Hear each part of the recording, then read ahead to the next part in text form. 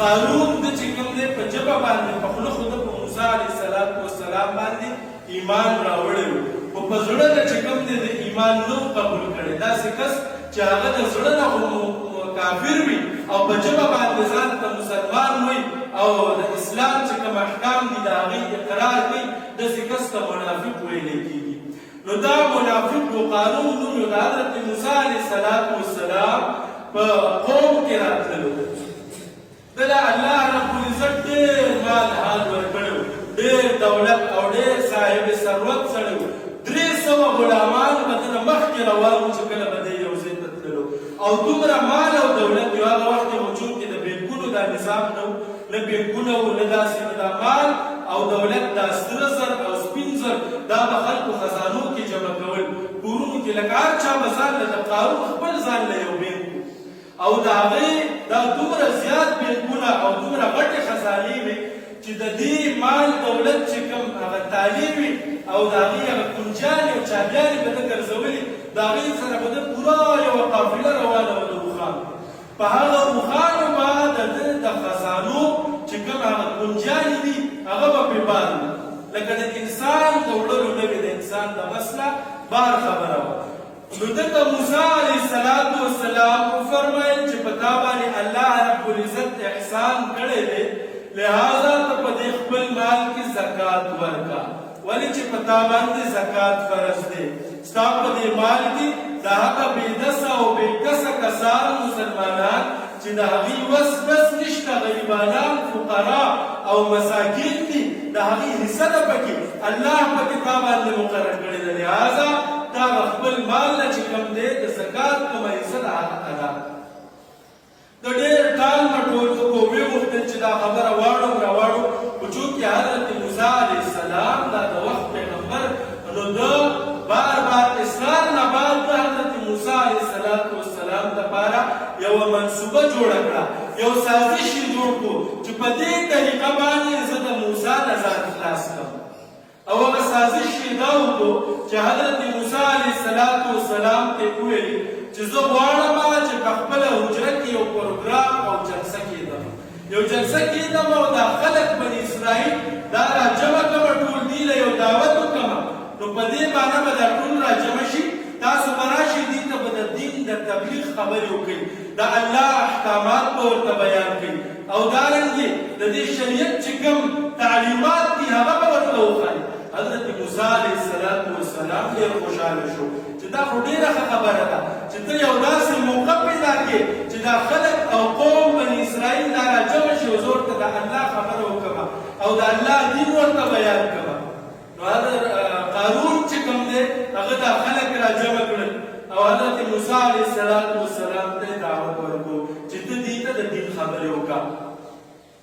او دې سره سره د خپل قوم یوه زنانه یې پوه کړه، د هغې یې پیسې ورکړې، سره او سپین یې ورله ورکړل چې دا واله چې کله زه تا ته اشاره وکړم هغه ټایم کې به ته ودرېږي او په موسی علیه السلام باندې به العیاذ بالله د بدکارۍ تهمت لګې. هغه زنانه یې مال دولت ورکړو، هغه یې دې ته تیاره کړله. نو حضرت موسی علیه السلام چې کله خپل قوم ته خطاب کولو او هغې ته تقریر کولو او دغه وخت کې دغه د الله رب العزت احکامات امر بالمعروف او نهي عن المنکر یې کولو، په دې ټایم کې چې کله حضرت موسی علیه السلام د زنا حکم بیانوي او د دې ګناه بد بیانوي او د هغې انجام بیانوي، دغه ټایم کې دا قارون پاڅېدو او تپوس کوي د حضرت موسی علیه السلام نه، آیا دا حکم چې ته د زنا او د بدکارۍ بیانې چې کوم کس زنا وکړي د هغه دا سزا ده، دا حکم دا د ټولو ستا امتیانو لپاره دی او که نه خصوصي خلک دې نه مستثنا دي، دا عامو خلکو لپاره دی او که نه خاص خلکو لپاره هم دی؟ حضرت موسی علیه السلام ورته وفرمیل چې دا د الله دین او شریعت دی، دا د هر عام او خاص لپاره هم دا حکم دی.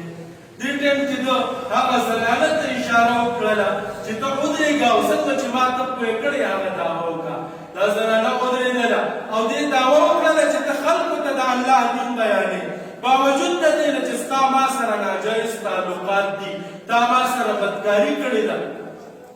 حضرت موسی علیه السلام ډېر یو جلالی پیغمبر و چې کله یې دا واورېدل ضب پې تاري شو ډېره غوسه کې راغلی او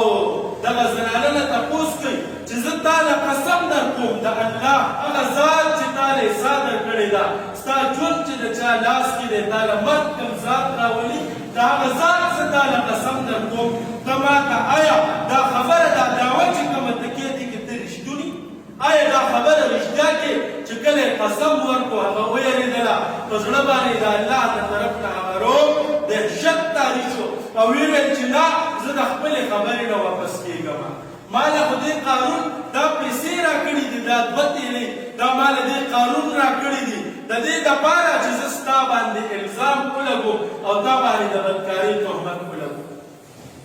حضرت موسی علیه السلام چې کله دا واورېدل الله ته فریاد وکړو چې ای الله زه خو ستا پیغمبر ستا رسول ستا احکامات او ستا دین راوړم او ستا دې بندګانو ته ښیمه چې په ما باندې داسې الزام ولګي نو زما به څه حیثیت پاتې شي زه به په کومه خوله باندې خپل قوم ته بیا د دین خبره کومه په کومه خوله باندې به زه دا قوم نیکۍ طرف ته رابلمه او د بدۍ نه بیا منې کومه الله رب العزت ورته وفرمیل چې ای موسی د دې قارون معامله او ستا لاس کې ده چې ستا څنګه خوښه یې څنګه سزا ورکوله دا ځمکه ستا تابع ده حضرت موسی علیه